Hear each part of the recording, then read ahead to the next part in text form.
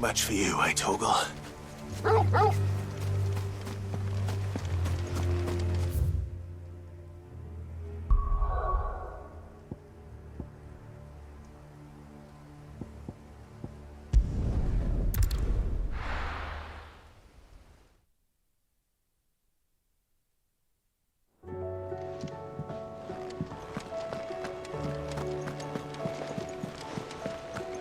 There's something about it.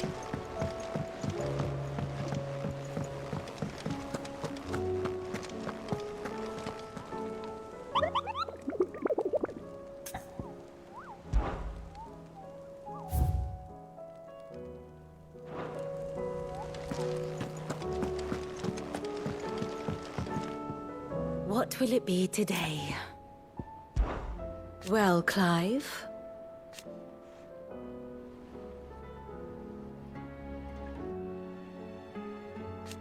I am.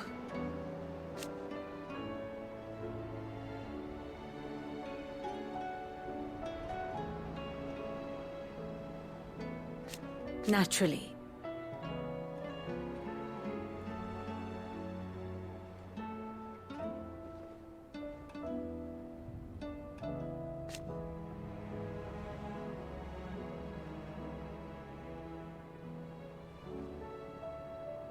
I shall...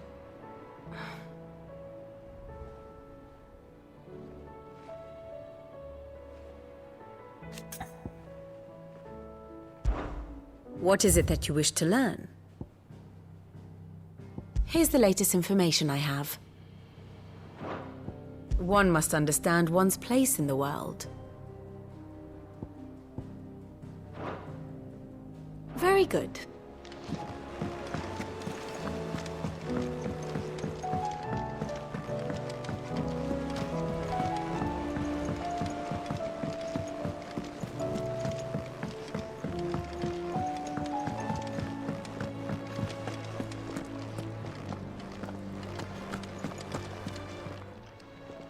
Still alive, are you?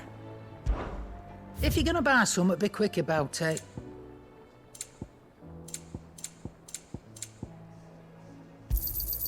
It'd better all be here. You're rubbing me blind, you know. It'd better all be here. Is that all?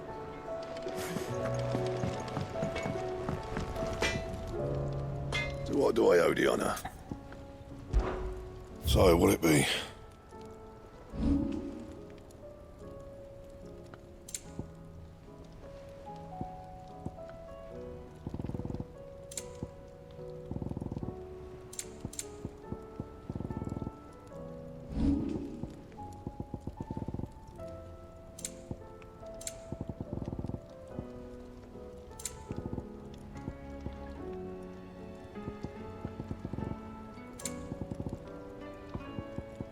Anything else?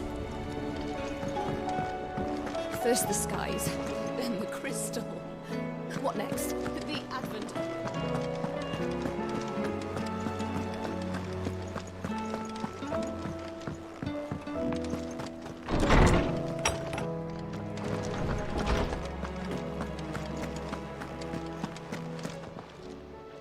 Knowledge hoarded is knowledge lost. If I may observe,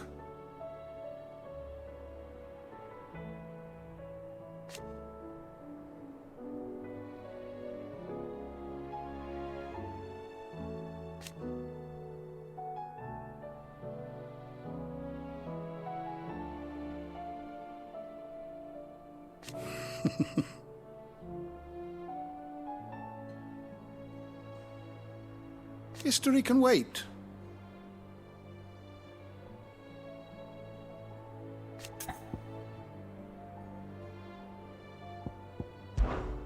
Ah, yes.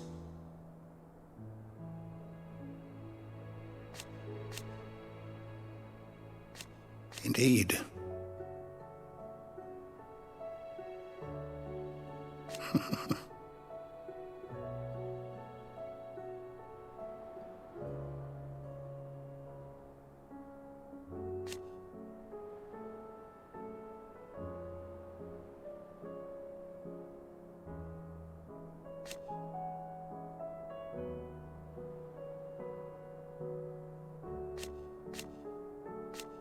Then go.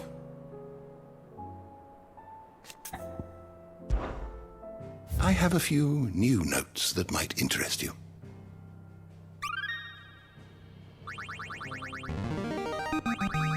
I have quite the find for you today. What subject shall we consider today?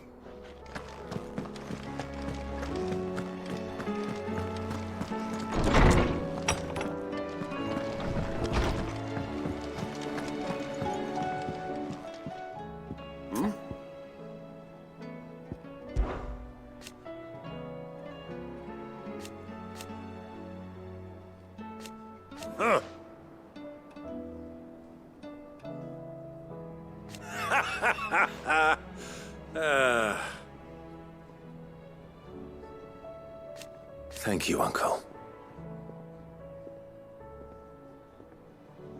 As for down here...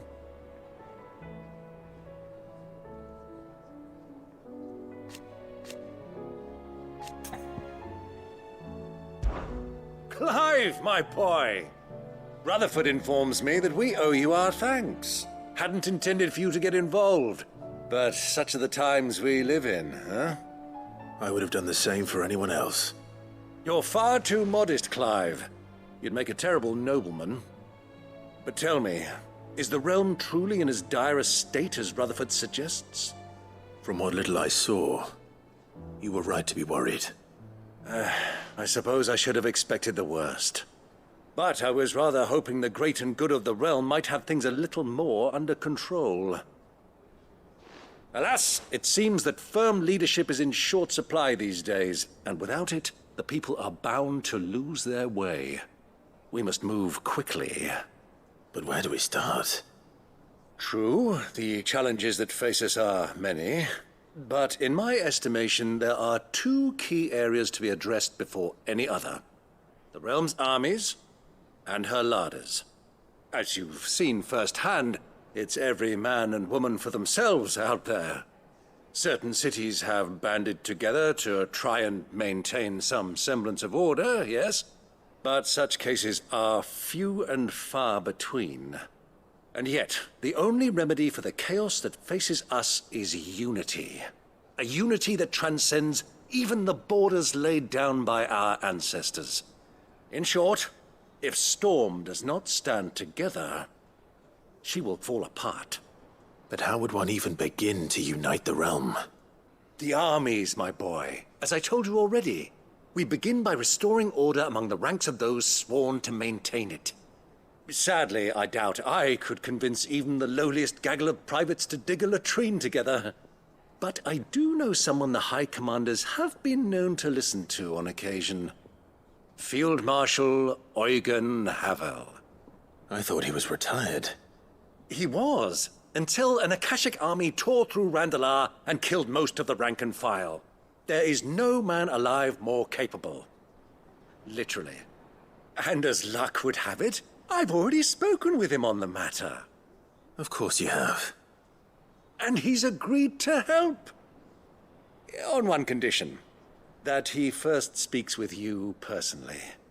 Havel has always been a man of frustratingly rigid principle, and he has certain qualms about clasping arms with, well, with an outlaw.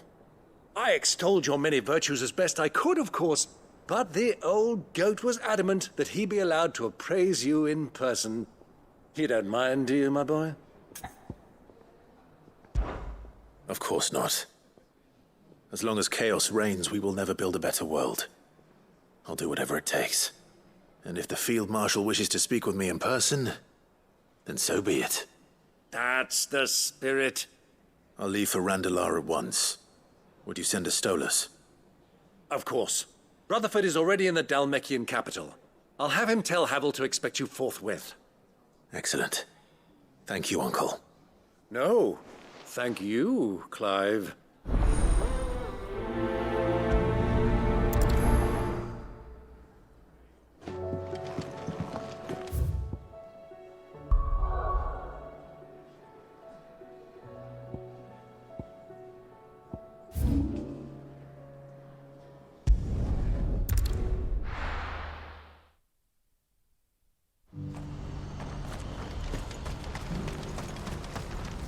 Well met.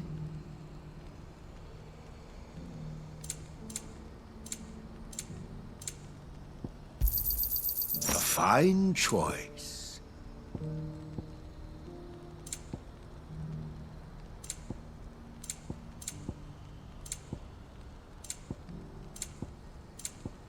Farewell.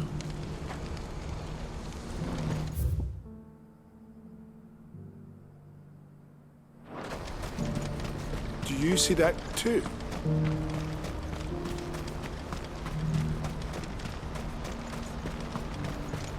Papa?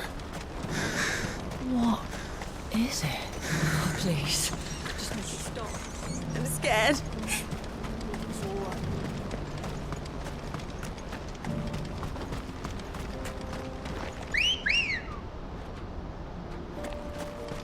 Come on.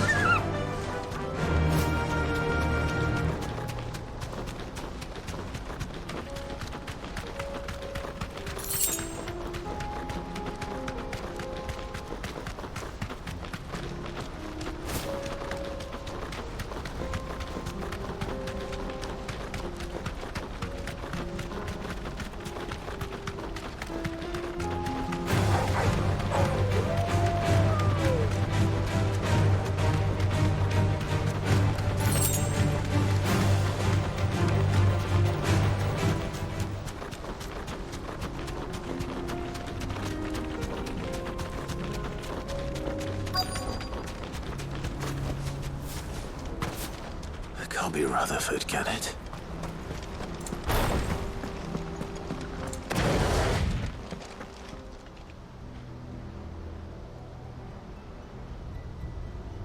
Turncoats and cowards, the lot of you! If it's a fight you want, it's a fight you shall have! Allow me. I don't need your... Please, Field Marshal, oblige him. This won't take long. You're right. It won't. Men, finish him.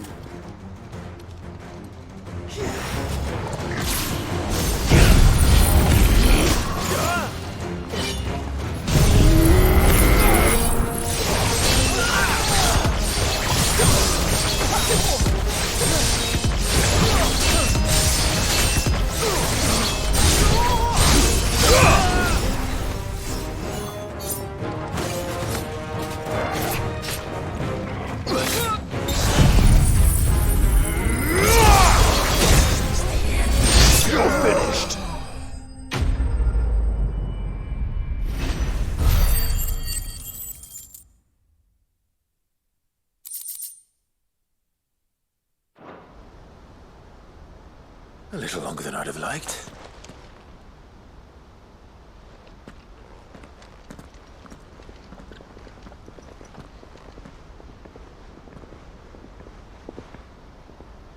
Field Marshal Havel, I presume. Are either of you injured? No, my lord. You arrived just as our escort turned on us. Fucking traitors.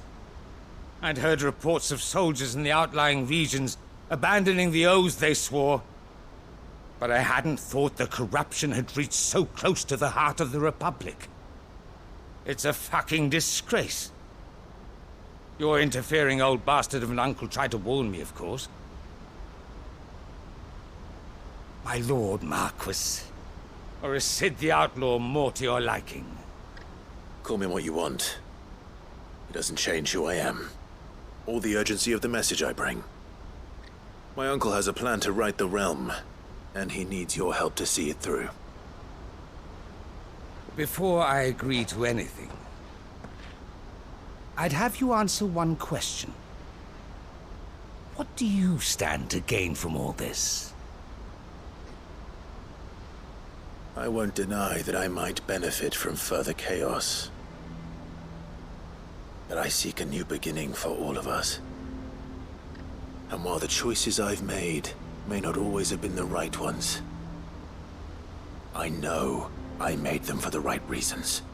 For so long, So many of us have been told how we could live, how we could die, when it should have been our decision all along. Now, we have a chance to put things right. But in order to take it, we must stand together. Even if it be beside those with whom we don't see eye to eye.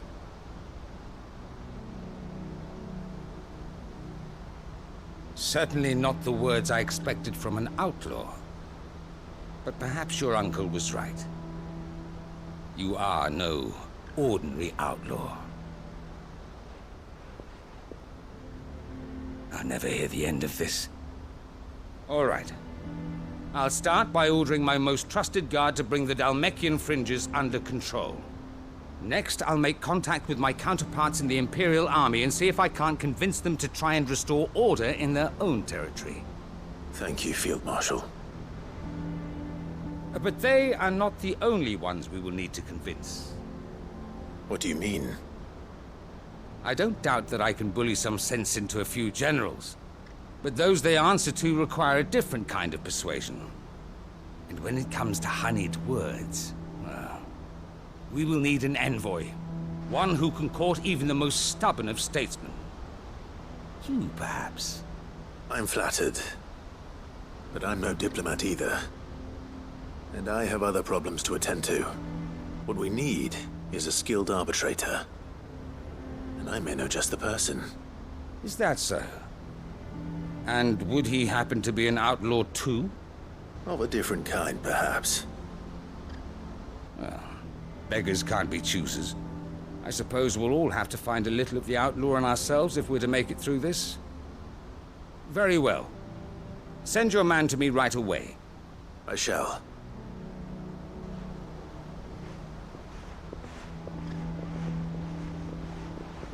My Lord Marquis. Your Lord Uncle bade me escort the Field Marshal to his manor in Port Isolde. And I will see that my associate joins you there. Very good, my lord.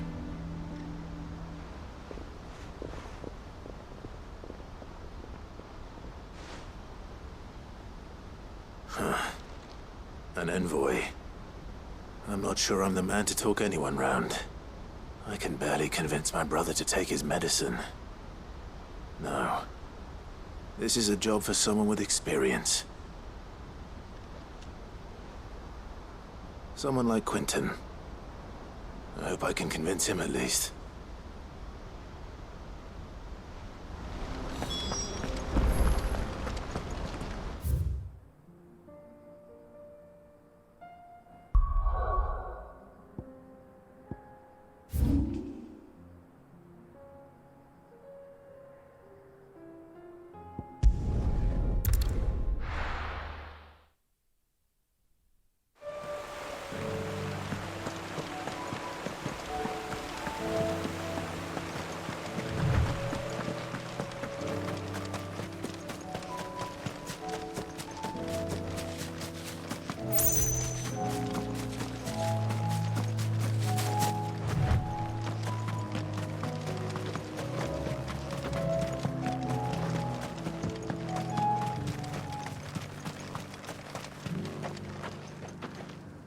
Quentin, I have a proposal for you.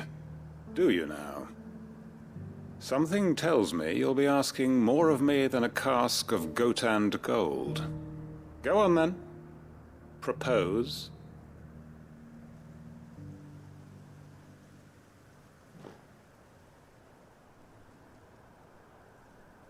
You'd have me convince the chiefs and chamberlains of the realm that they should simply swallow their pride and do the one thing that has proved impossible for thousands of years. Was there anything else? Perhaps I can fetch you a meat pie as well. I know it's a lot to ask, but I can think of none better suited to the role. And you'd have me give up what little I have left to do it. I told you, Clive. The people of Lostwing are my family, and I cannot abandon them. You'll have to find someone else. I'm sorry to hear that. So am I. And why might that be? What he's asking. How's it any different to what you've done so far? They want you to speak for those who can't speak for themselves. That's what you do best. If it's the vineyard you're worried about, we'll see that the grapes are picked and the tons filled. You know we will. It's not that. Then what is it? You said yourself we're family. Don't you trust us? You know that's not what I'm... Then what are you saying? That only we are worth saving? Why turn your back on everyone else? You convinced us we could build new lives for ourselves, and if you can do that, who's to say you couldn't convince the entire realm? A stirring argument. I fear that any rejoinder I make might fall somewhat flat by comparison. So you'll join us?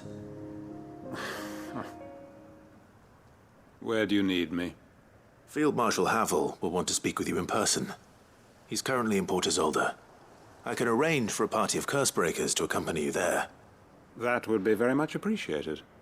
I hear the roads are far from safe these days. Hopefully not for long.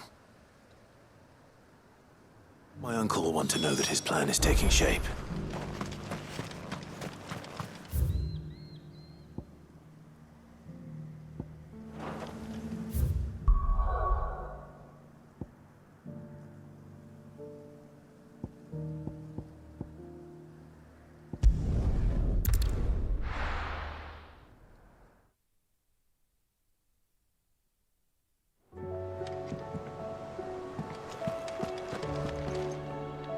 Uncle, I bring good news.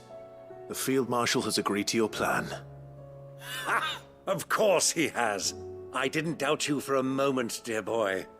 Rutherford is accompanying him back to your manor in Port Isolde as we speak. They will await your return there. As will one other. One other? Who, exactly?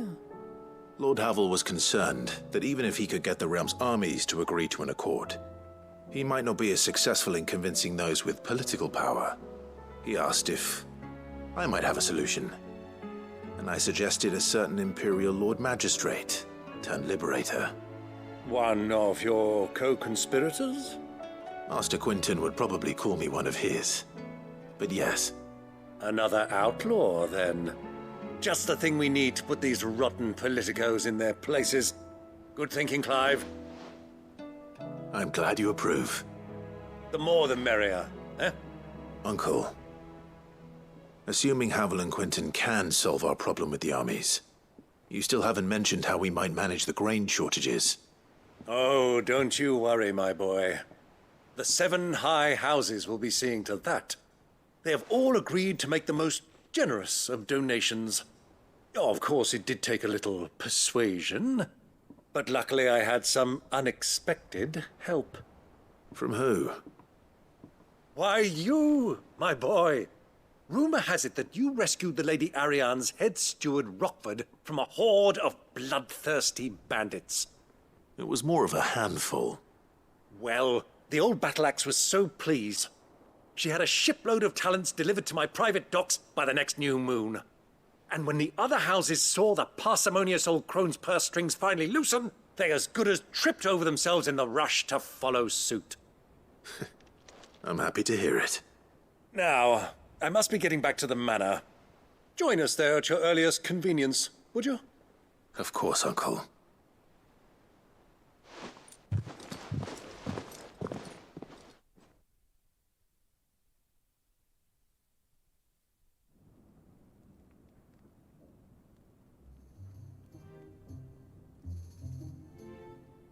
And how, pray tell, will we get that grain to the capital if the roads are still overrun with Akashic?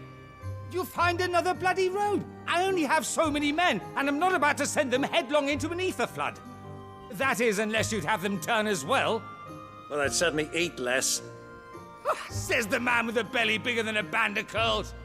My soldiers actually need their rations. Without any food to keep them going, they'll be dead even before you've sent them on your fool's errand. If I may, gentlemen, perhaps I might suggest an alternative approach. Though supply routes are indeed disrupted, there is no shortage of ships Indeed, they bob away in every bay from here to Randalar, awaiting a safe haven. Allow them to make port and fill their bellies full of grain. And once those who crowd the cities are fed, ferry the displaced back to the countryside to work the fallow fields. But I'm sure that you wish to continue your discussion. Forgive the interruption. Two such firm friends as yourselves need no help from the likes of me. Rutherford spoke fondly of the great bond between you. Us? Friends? I can't stand the man! Clive, I'm beginning to question the quality of the company you keep. And what kind of company are you expecting him to keep? The man's a criminal! Criminal? How dare you? You are not fit to breathe the same air as this fine, upstanding young gentleman. Upstanding? He calls himself Sid the Bloody Outlaw! Once more onto the breach.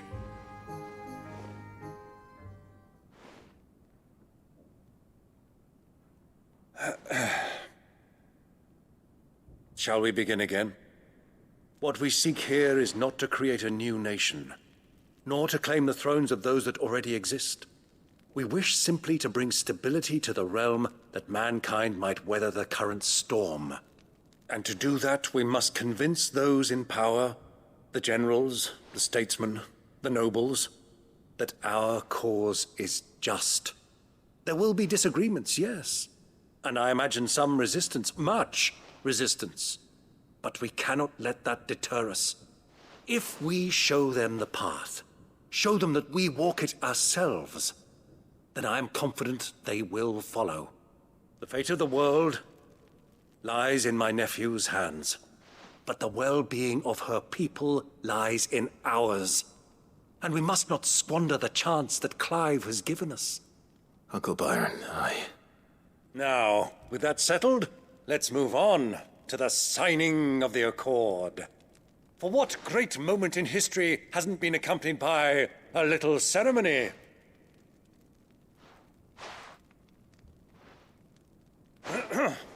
Citizens of Valisthea, I present to you the Triunity. Rutherford, Mike Will.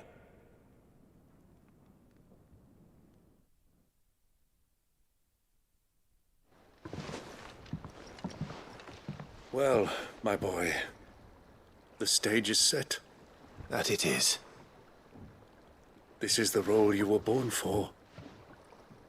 Now I ask only that you trust in the talents of your supporting cast.